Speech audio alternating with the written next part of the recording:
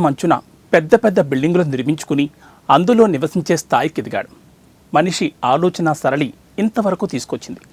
మేధస్సుతో గొప్ప గొప్ప టెక్నాలజీని ఆవిష్కరించుకున్నాడు. ఆ టెక్నాలజీని వినియోగించుకుని తనకు అవసరమైన వాటిని సమకూర్చుకుంటున్నాడు.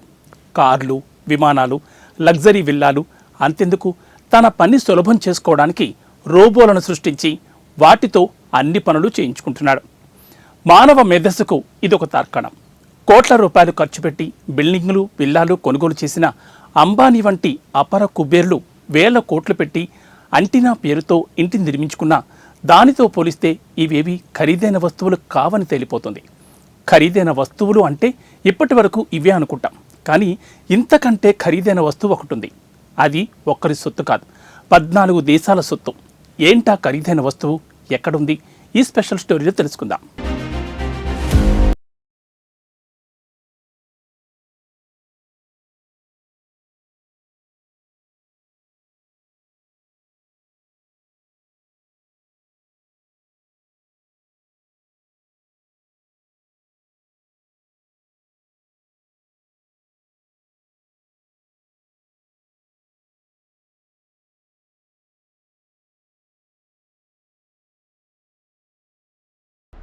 రాకెట్ యుగం ఆరంభమయ్యాక సుదూరాల్లో ఉన్న ఖగోళాలను అన్వేషించడం మొదలుపెట్టారు. ఉపగ్రహాలను ప్రయోగించి వాటి కదలికలు, వాటిపై ఉన్న వాతావరణాన్ని తెలుసుకుంటున్నారు. అయితే ఇప్పటికే పలు దేశాలు చంద్రునిపైకి రాకెట్లను, ఉపగ్రహాలను పంపి పరిశోధనలు చేస్తున్నాయి. అటు అంగారకుడిపైకి కూడా రాకెట్ల ద్వారా ఉపగ్రహాలను పంపాయి. ఇంకా పంపేందుకు సన్నాహాలు జరుగుతున్నాయి కూడా. ఈ ఉపగ్రహాలకు భూమిపై ఉన్న ఖరీదైన వస్తువుకు సంబంధం ఏంటని షాక్ అవ్వకండి. ఇక్కడికే వచ్చింది ఆ ఖరీదైన వస్తువు. మనిషి భూమి నుంచి రాకెట్ల ద్వారా కొన్ని వస్తువులను తీసుకెళ్లి భూకక్షలో ఓ అద్భుతమైన నిర్మాణాన్ని నిర్మించారు. దీన్నే మనం అంతర్జాతీయ అంతరిక్ష కేంద్రం అంటున్నాం. యూరోపియన్ యూనియన్, అమెరికా, రష్యా వంటి కొన్ని దేశాల భాగస్వామ్యంతో ఈ అంతర్జాతీయ అంతరిక్ష కేంద్రాన్ని ఏర్పాటు చేశాయి. దీనికైన ఖర్చు ఎంతో తెలిస్తే నిజంగానే గుండాగిపోతుంది. అంతరిక్ష కేంద్ర నిర్మాణానికి ఈ దేశాలు $100 బిలియన్ ఖర్చు చేశాయి. అంటే ఇండియన్ కరెన్సీలో అక్షరాల 12.55 లక్షల కోట్ల రూపాయలు. ఇప్పటి వరకు మనిషి నిర్మించిన అత్యంత ఖరీదైన వస్తువు ఇదే. ఇటీవలే గిన్నిస్ బుక్ ఆఫ్ వరల్డ్ రికార్డులో ఈ ISS చోటు సంపాదించింది.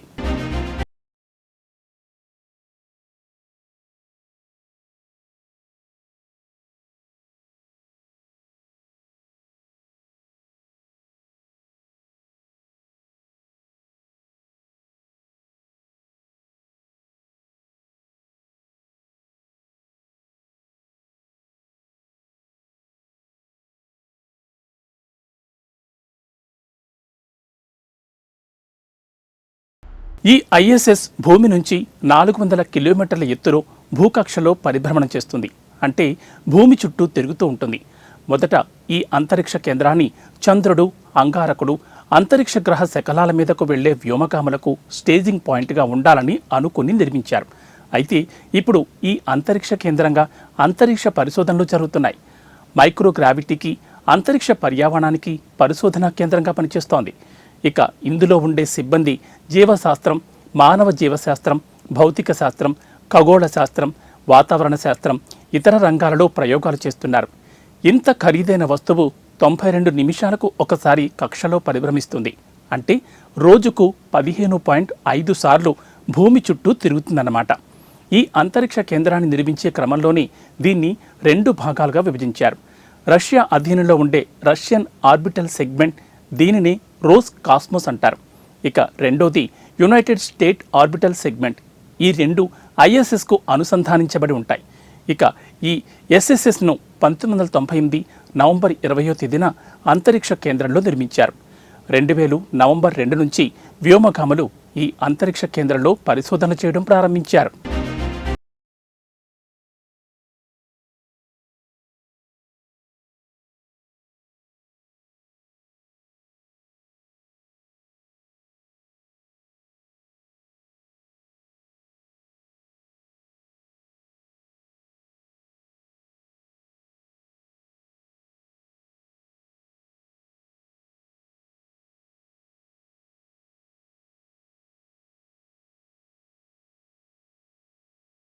అంతరిక్షంలో ఖరీదైన వస్తువులు లేవా అంటే ఉన్నాయి.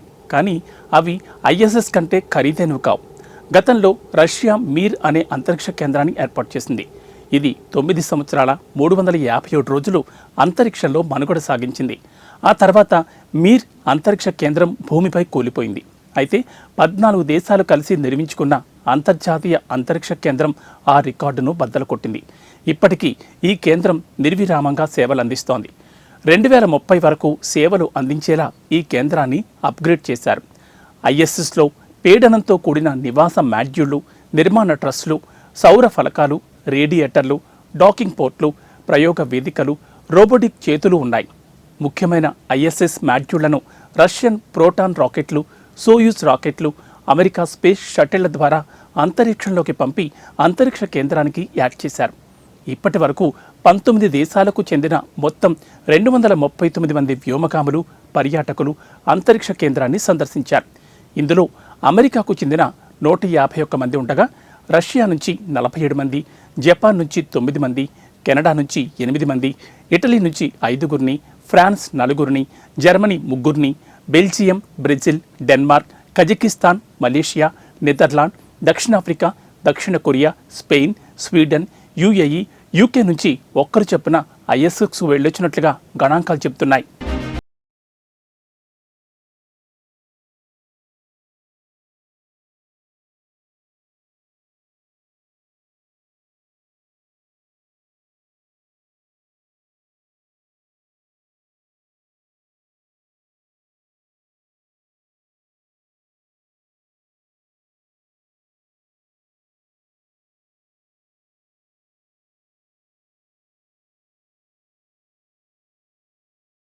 ఈ ఖరీదైన వస్తువులో ఉండే వ్యోమగాములు ఏం ఆహారం తీసుకుంటారో తెలుసా?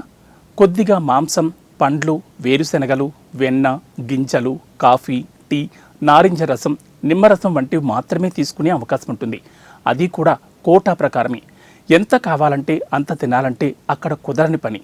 ఇక ఈ ఖరీదైన వస్తువు 72 మీటర్ల పొడవు ఉంటుంది, 108 మీటర్ల వెడల్పు ఉంటుంది, 20 మీటర్ల వరకు ఎత్తుంటుంది. ఇందులో 5 పడక గదులుంటాయి. ఈ ఖరీదైన వస్తువు బరువు ఎంతో తెలుసా? 4,53,592 కిలోలు. ఇక ఈ అంతరిక్ష కేంద్రం తయారీకి అవసరమైన మాడ్యూళ్లను US, Russia, European space agency, Japan తదితర దేశాలు తయారు చేశాయి. జరియా, జ్వెజ్డాతో సహా రష్యన్ మాడ్యూళ్లను మాస్కోలో తయారు చేశారు. ఇందులో జ్వెజ్డాను తొలుత 1985లో మీర్ అంతరిక్ష కేంద్రం కోసం తయారు చేసిన దానిని వినియోగించలేదు. దీంతో 1998లో ఐఎస్ఎస్ కోసం ఈ జ్వెజ్డాను వినియోగించారు. 1998లో వీటిని స్పేస్ షటిల్స్ ద్వారా భూకక్షలోకి తీసుకెళ్లి అక్కడే అసెంబ్లింగ్ చేశారు. ఈ ఐఎస్ఎస్ను ఎలా నిర్మించారు, దానికి అవసరమైన కీలక భాగాలు ఏంటి అనే విషయాలతో కూడిన పూర్తి వీడియోను మరో ఎపిసోడ్లో చూద్దాం. ఈ వీడియోలో మనం ఖరీదైన ఐఎస్ఎస్ గురించి మాత్రమే చెప్పుకుంటున్నాం కాబట్టి ఇక్కడ అంత డీటెయిల్డ్గా అవసరం లేదు. ఇందులో ఉన్న సిబ్బంది ఎన్ని రోజులు ఉంటారు, ఎలా ఉంటారు, వారి శరీరంలో వచ్చే మార్పులేంటి తదితర అంశాలన్నింటినీ ఐఎస్ఎస్ నిర్మాణం అనే వీడియోలో చూద్దాం. ఇప్పటివరకు అయితే ఐఎస్ఎస్ మాత్రమే ఖరీదైన వస్తువు. రాబోయే రోజుల్లో అంతరిక్షంలోని మరికొన్ని ఖరీదైన వస్తువులు రాబోతున్నాయి. రష్యా మీర్ తరహాలోని అంతరిక్ష కేంద్రాన్ని నిర్మించే పనిలో నిమగ్నమైంది. అటు చైనా కూడా 2030 నాటికి సొంత అంతరిక్ష కేంద్రాన్ని తయారు చేసుకుంటోంది. భారత్ కూడా ఈ విషయంలో తక్కువేం కాదు. 2035 నాటికి మనకు ఒక అంతరిక్ష కేంద్రం ఉండాలని సంకల్పించింది. దానికి సంబంధించి ఏర్పాట్లు కూడా చురుగ్గా సాగుతున్నాయి. మరో 10 ఏళ్లలో ఇలాంటి ఖరీదైన వస్తువులు మరికొన్నింటిని మనం అంతరిక్షంలో చూడొచ్చన్నమాట. ఇది ఇవాల్టి స్పెషల్ ఫోకస్. మరో అంశంతో మళ్ళీ కలుద్దాం.